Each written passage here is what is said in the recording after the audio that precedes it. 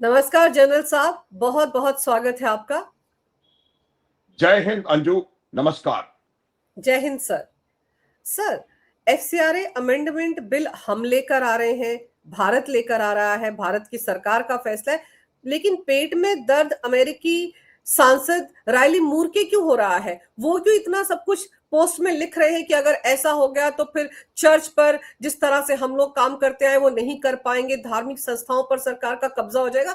ये सारी स्टेटमेंट्स क्यों आ रही है अमेरिकी सांसद की तरफ से? देखिए, अमेरिकी सांसद की तरफ से स्टेटमेंट इसलिए आ रहे हैं कि ये उस गैंग का हिस्सा है जो नहीं चाहता कि भारतवर्ष प्रगति करे, जो चाहता है कि भारत में जो अभी काफी अरसे से धर्म को का प्रचार करने के लिए और भारत को कमजोर करने के लिए, भारत में आतंकवाद बढ़ाने के लिए जो संस्थाएं यहां पर बनाई गई थी, मैं ये नहीं कह रहा हूं कि सारी संस्थाएं इसीलिए थी, तो जिन संस्थाओं से इस प्रकार का प्रभाव बढ़ रहा था भारत में, उन संस्थाओं के ऊपर कहीं ना कहीं इस एफसीआरए अमेंडमेंट बिल से बहुत बड़ी रोक लगने वाली थी। दूसरी बात यह है कि इस बिल के पास होते के साथ ही उन संस्थाओं पर नियंत्रण भारत सरकार का हो जाएगा, जो कि बिल्कुल सही बात है अंजू, क्योंकि जो संस्थाएं भारतवर्ष में काम कर रही हैं, जो चाहे वो एजुकेशनल इंस्टीट्यूट्स हो, चाहे वो किसी भी प्रकार की संस्थाएं हो, उन पे भारत सरकार का नियंत्रण होना स्वाभाविक है, होना चाहिए। ये चीज वो लोग नहीं चाहते। अब देखिए, इनका एक बहुत पुराना सिस्टम रहा है और उस सिस्टम के तहत वो भारत में इस प्रकार की चीजों को बढ़ावा देना चाहते हैं, और भारत में जो फंडिंग जो है वो लगातार इसी तरीके से होती चली आ रही है। एक चीज मैं याद दिलाऊंगा, अमेरिका से जब मार्को रूबियो भारत आए थे, इट वॉज ये उनकी एक ऑफिशियल विजिट थी। ऑफिशियल विजिट में पहली जगह जो वो गए थे वो कलकत्ता था, और कलकत्ता में भी इलेक्शंस के तुरंत बाद, और कलकत्ता में भी उन्होंने किसी मुख्यमंत्री से या किसी से बातचीत करी नहीं, उनके साथ कोई मुलाकात नहीं हुई। वो गए, वो जो मदर टेरेसा का जो इंस्टीट्यूट था वहां क्यों गए? उसकी पूरी की पूरी जो ये उनकी जो विचारधारा, जो उनकी मानसिकता है, उसको दिखाता है। वो ये चाहते हैं कि जो यहाँ पर फैलाया जा रहा है उन इन इंस्टीट्यूशंस के माध्यम से, या इन एनजीओ या सोशल जो ग्रुपिंग्स बनाई हुई हैं उनके माध्यम से, उसको कहीं ना कहीं बढ़ावा मिले। और जब उनके ऊपर एफसीआरए के कठोर कानूनों की वजह से दबाव पड़ा, उनकी फंडिंग को बहुत ज्यादा नुकसान होना शुरू हुआ, तब इस प्रकार की चीजें और ज्यादा तेजी से उभर करके आई। उसके अलावा मैं आपको एक चीज और बता देना चाहता हूं कि ये जो अमेरिकन बात कर रहे हैं एफसीआरए ऐसा कानून है और इस पर नियंत्रण हो जाएगा, उनके अपने देश में इसी प्रकार का एक कानून मौजूद है और वो उसके बारे में बात नहीं करते। उनका मकसद अंजू सिर्फ एक है, जो उनके नेफेरियस डिजाइन्स हैं, खास तौर पे भारत के उत्तर पूर्वी राज्यों में और कुछ ऐसे नक्सल प्रभावित राज्यों में, छत्तीसगढ़ या कुछ इस प्रकार के राज्यों में, जहां पर वो इन चीजों को दोबारा उठाना चाहते हैं। उसके लिए इनको पैसों की आवश्यकता है। उस फंडिंग का माध्यम बंद ना हो। ये जितनी भी चीज जगह थी, इनसे इस प्रकार का बात बढ़ाई जा रही थी आगे, और इसी को मुझे लगता है कि दोबारा रीसेट करने के लिए इन लोगों ने काम करना शुरू किया है, और ये जो आवाज है ये उसी का नतीजा है। सर, लेकिन बड़ी दिलचस्प बात यह है कि ये जो रायली मूर है, ये हिस्ट्री बता रहा है कि सेंट थॉमस के जमाने से भारत का इतिहास रहा है क्रिश्चियनिटी के साथ। और वो ये कह रहे हैं कि अगर ये अमेंडमेंट बिल पास हो जाता है तो सरकार को तो अधिकार मिल जाएगा कि वो टेक ओवर कर लेंगे चर्चेज और रिलीजियस चैरिटीज को। और साथ ही साथ वो कह रहे हैं कि ये बिल जो है ये क्रिश्चियंस पर अटैक है। सर, क्रिश्चियंस पर अटैक कैसे हो गया? ये हमारे देश का कानून है, हमारी सरकार तय करेगी, अमेरिका तय करेगा। और हम क्या कोई क्रिश्चियन स्टेट है? हम कोई क्रिश्चियन के राष्ट्र है? अंजू देखिए, मैं एक आपके प्रश्न का उत्तर देने से पहले एक सीधी बात बताता हूं। भारत दुनिया का इकलौता ऐसा देश है जिसमें हरेक माइनॉरिटी, एवरी सिंगल माइनॉरिटी ने प्रगति करी है, तरक्की करी है, उनके नंबर्स बढ़े हैं, उनका मान सम्मान सब कुछ बढ़ा है। सब सिर्फ अकेला देश ऐसा है। हर एक किस्म के मुसलमान भारत में रहते हैं, हर किस्म का क्रिश्चियन भारत में रहता है, कोई तबका नहीं, कोई कुछ नहीं, कोई कुछ नहीं, और सब तरक्की कर रहे हैं, बराबर में भागीदारी कर रहे हैं। लेकिन आप अगर गलत तरीके से आतंकवाद को बढ़ाएं, आतंकवाद के लिए फंडिंग करें, तो मेरा मानना है कि ये बहुत चिंता का विषय है। और ये जो जिस प्रकार के ऑब्जेक्शंस या जिस प्रकार की बातचीत वहां से की जा रही है, वो इसी वजह से की जा रही है कि उनको दबाव में है, उनको इस बात का डर है कि जो जिन जिन इंस्टीट्यूशंस के या जिन एनजीओस के या जिन इस प्रकार के सोशल ऑर्गेनाइजेशन के थ्रू वो अपना जो जो उल्लू साधना कर रहे थे, वो कहीं ना कहीं दबाव में आ जाएगा। जहां तक इतिहास का सवाल है, मुझे लगता नहीं कि मूर साहब को इतिहास के बारे में जरा भी कोई ज्ञान है। भारतवर्ष का इतिहास हजारों हजार वर्ष पुराना है, और भारत में जो अंग्रेज आए थे या क्रिश्चियंस आए थे, मैं ये नहीं कह रहा हूं कि भारत में क्रिश्चियनिटी या क्रिश्चियंस नहीं होने चाहिए, जो क्रिश्चियंस आए थे वो धोखे से आए थे, व्यापार करने आए थे, व्यापार के नाम पर उन्होंने भारत के ऊपर कब्जा करने का प्रयास किया और भारत पे उन्होंने भारत के ऊपर रूल किया। ये जो चीज है ये इतिहास का सत्य है, और इस सत्य को ना वो मानना चाहते हैं ना वो समझना चाहते हैं, और वो ये कह रहे हैं कि भारत में क्रिश्चियनिटी के ऊपर कोई दबाव आएगा। कतई ही नहीं आएगा, ये मैं आपको बता सकता हूं।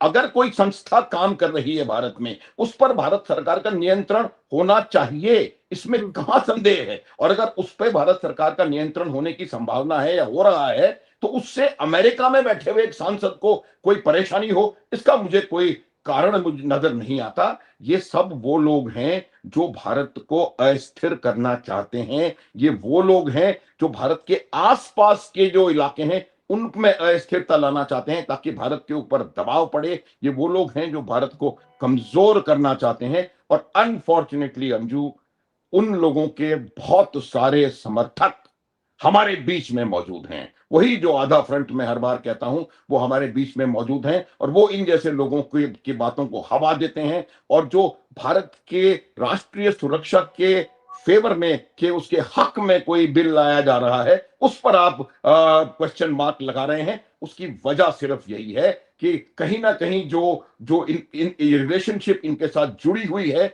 वो भी इसमें दबाव में आने की संभावना है।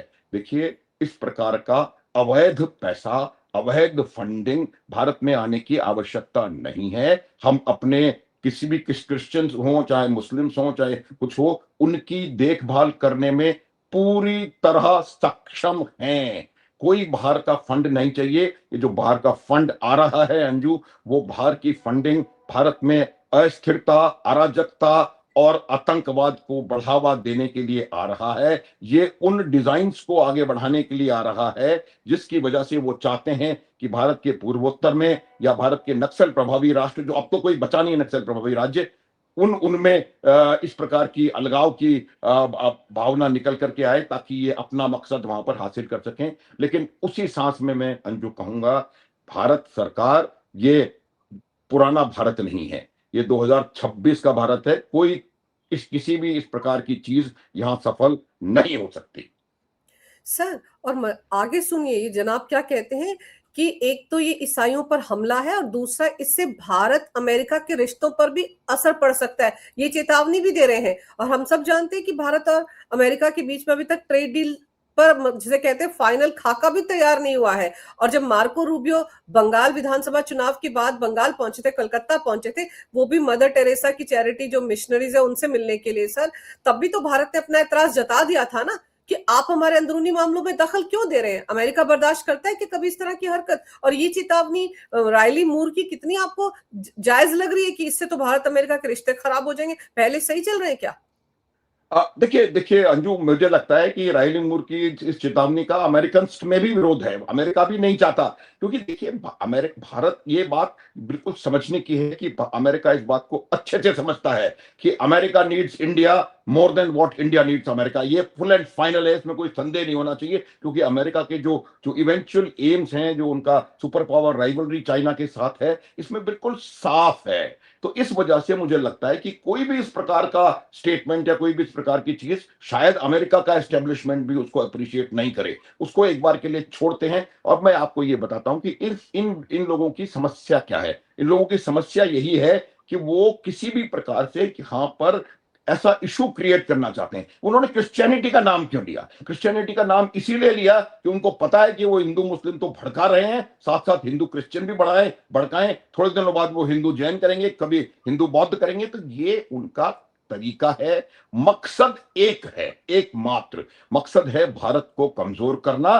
क्योंकि भारत आज एक ऐसी जियोपॉलिटिकल पावर बन के उभर रहा है जो अमेरिका को बाकायदा, दोबारा सुनिए, बाकायदा टक्कर दे सकता है और दे रहा है। और सीधे मुंह खड़े होकर के अमेरिका से अगर किसी देश ने बात करी है और किसी भी चीज पे झुका नहीं है तो उसका नाम है भारत। और ये उनको पच नहीं रहा, क्योंकि वो नहीं चाहते कि, तो ये जो शब्द उन्होंने प्रयोग में लाए कि हमारे उनके साथ रिलेशनशिप्स खराब होंगे, ये उनकी अंदर की जो कमजोरी, जो घबराहट है, उसका नतीजा है। मैं आपको गारंटी बता सकता हूं कि इसका भारत और अमेरिका के रिश्तों पर कोई भी असर होने वाला नहीं है।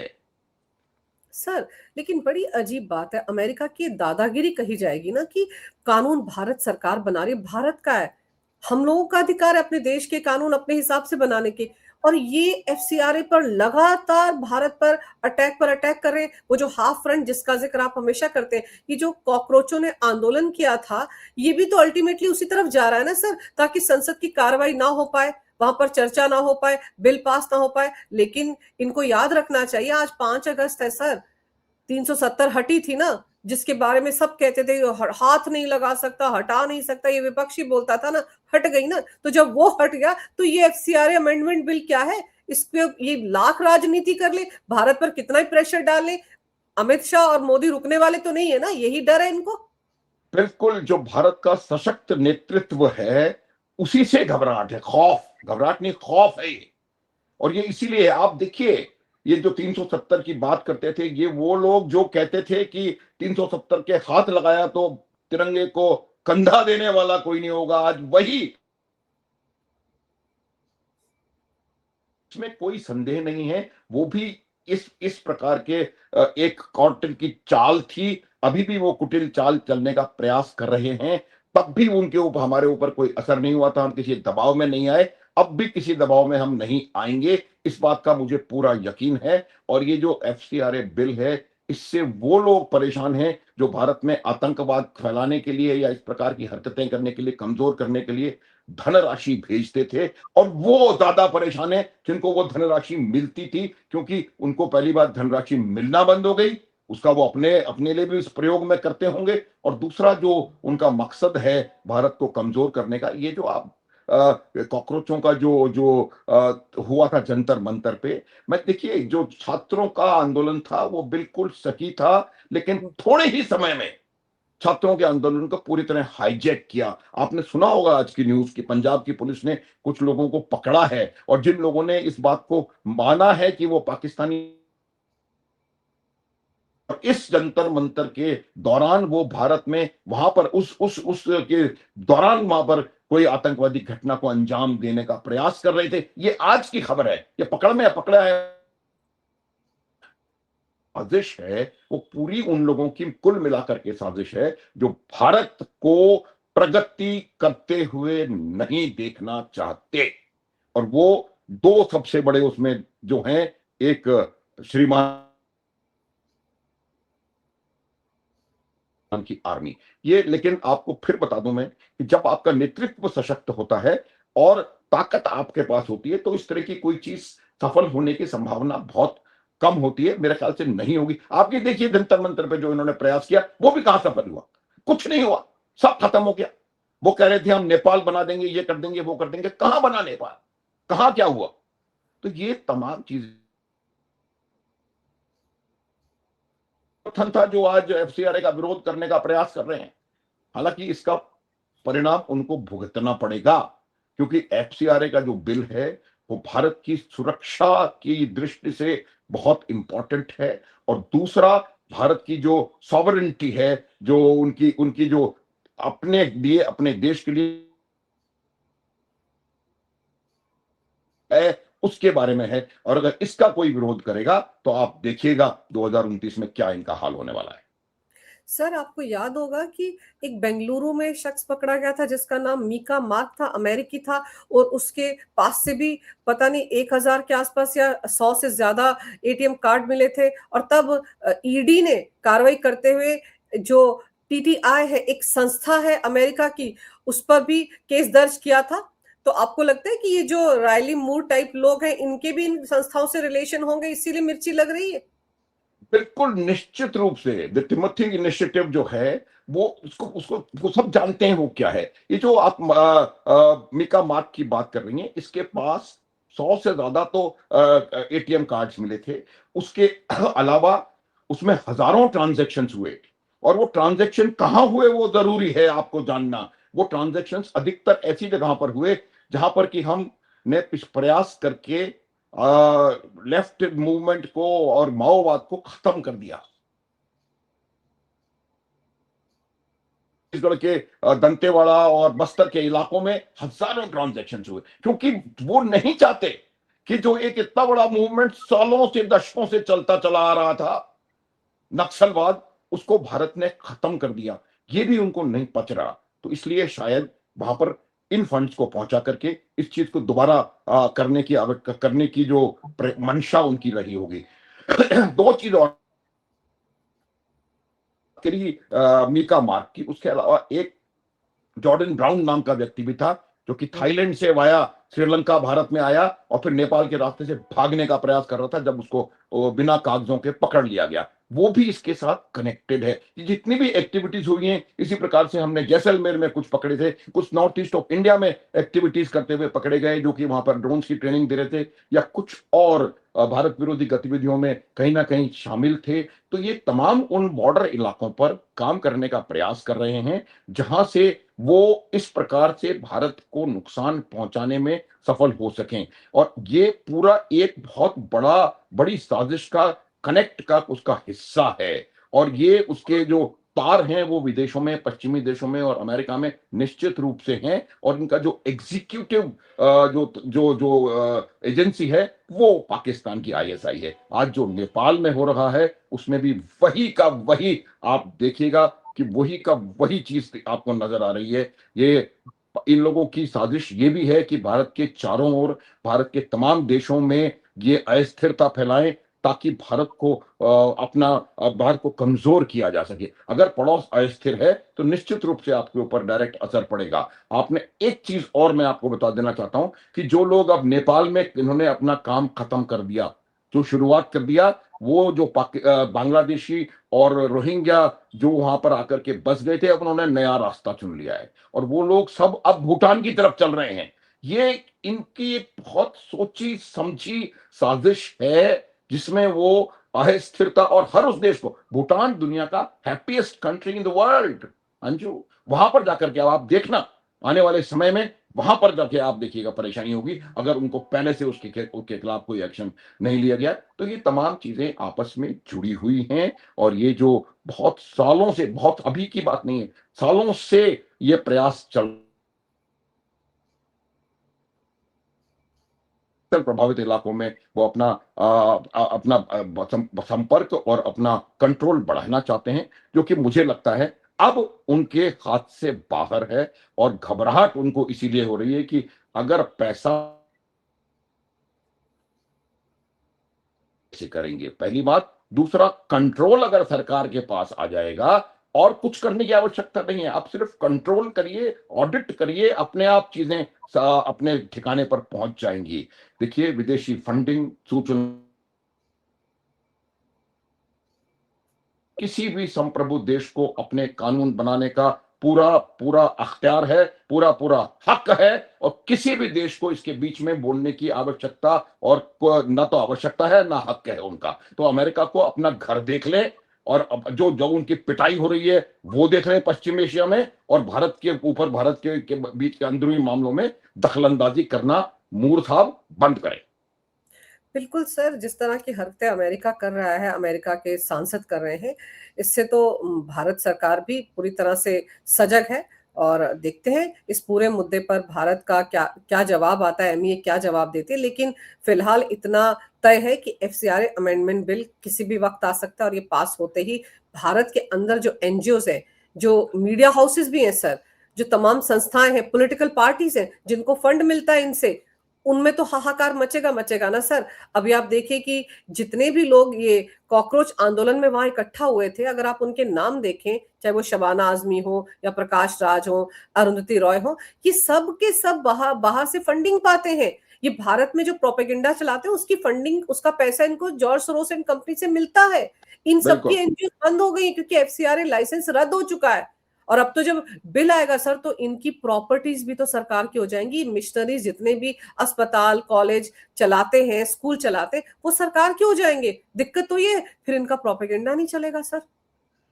बिल्कुल, ये जो चला रहे हैं, ये इंस्टीट्यूशन की हम बात कर रहे हैं, कहीं ना कहीं ये जो शुरुआती जो जो चीज की जाती है, आपको आपके दिमाग में कुछ चीजें बैठाने की, वो वहां से शुरू होती है। जो स्कूल्स हैं, कॉलेजेस हैं और इंस्टीट्यूशंस हैं, जो इनके धर्मार्थ संस्थान हैं, ये तमाम चीजें हैं, ये अपने उसका उसका एक सिस्टमेटिक तरीके से उसको आगे बढ़ाने का प्रयास है। और जब ये तमाम भारत सरकार के कंट्रोल में आ जाएगा, कब्जा नहीं कर रही है भारत सरकार। भारत सरकार बिल्कुल साफ है अपने काम करने के तरीकों में, कि अगर आप एक इंस्टीट्यूशन भारत में चला रहे हैं तो वो भारत के नियमों से चलेगा। कोई इसमें संदेह होने की आवश्यकता नहीं है और ना किसी को होना चाहिए। और मेरा मेरा मानना यह है कि हमारे जो विपक्ष में लोग हैं, उनको भी इस बात को समझना चाहिए कि भारत के मामलों में किसी को भी किसी भी प्रकार की दखलंदाजी का हक नहीं है, पहली बात। दूसरी बात यह है कि हम किसी भी प्रकार का भारत विरोधी एजेंडा या भारत को कमजोर करने का कोई सिस्टमेटिक एक तरीका या प्लान, चाहे वो धर्म के आड़ में हो या किसी और आड़ में हो, आपको और धर्मांतरण, उस इन तमाम चीजों को मुझे लगता है कि इससे काफी रोक लगने की संभावना है, क्योंकि इन सब कामों के लिए आपको अर्थ की आवश्यकता है। और ये बात मैं आपको बता सकता हूं कि जो लोग इससे आकर्षित होते हैं, वो इसीलिए आकर्षित होते हैं कि उनको लालच होता है कि मेरा सेंट कोलंबस में मेरा एडमिशन हो गया, लाभ मिल जाएगा। तो ये तमाम चीजें जब फंड की कमी होगी, जब ये खत्म होंगी और जब कंट्रोल भारत सरकार का उसके ऊपर आ जाएगा, तो मुझे लगता है कि जो लोग बहक रहे हैं, वो बहकावा भी कहीं ना कहीं कम होता हुआ आपको नजर आएगा, थोड़े दिनों में समाप्त होगा। और ये एक बहुत बेहतरीन मेरे हिसाब से मूव है कि हम हमारे देश में जितने भी इस प्रकार के संस्थान कार्यरत हैं, वो भारत के हित में काम करें, भारत के राष्ट्रीय हित में काम करें। भारत की जो सरकार है उसके तरीका रहेगा। फंडिंग को चोक करना, अंजू, बहुत बहुत बहुत आवश्यक है। सर बिल्कुल सही कह रहे हैं आप। और आप कह रहे थे ना, पॉलिटिकल पार्टीज को भी साथ में आना चाहिए, विपक्ष को। विपक्ष कैसे आएगा सर? उनको मोदी के खिलाफ प्रोपेगेंडा चलाने के लिए भी तो फंडिंग मिलती है, बाहर से पैसा आता है।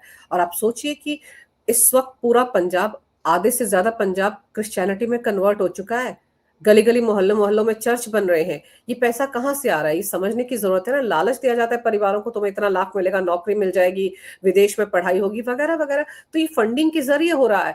इसलिए बहुत जरूरी है कि एफसीआरए अमेंडमेंट बिल तुरंत आए और ये जितना भी गोरख धंधा यहाँ पर चला रखा है इन लोगों ने, उस पर रोक लगे। तो अब देखते हैं सर कितनी जल्दी ये बिल आता है। और अभी तो ये रोए हैं, मूर रोए, साहब रोए हैं, अभी देखते हैं और कितने सांसद अमेरिका पिछले के साल रोते से हैं। तो देखते हैं क्या क्या होता है और भारत सरकार का रुख क्या रहता है, उस पर भी नजर रहेगी। लेकिन आपने सर समय निकाला, बहुत विस्तार से इस विषय पर बहुत अहम जानकारी मेरे दर्शकों को दी। आपका बहुत बहुत धन्यवाद। नमस्कार। भारत माता की जय। वंदे मातरम। जय हिंद। जय हिंद, जय भारत। जय भारत।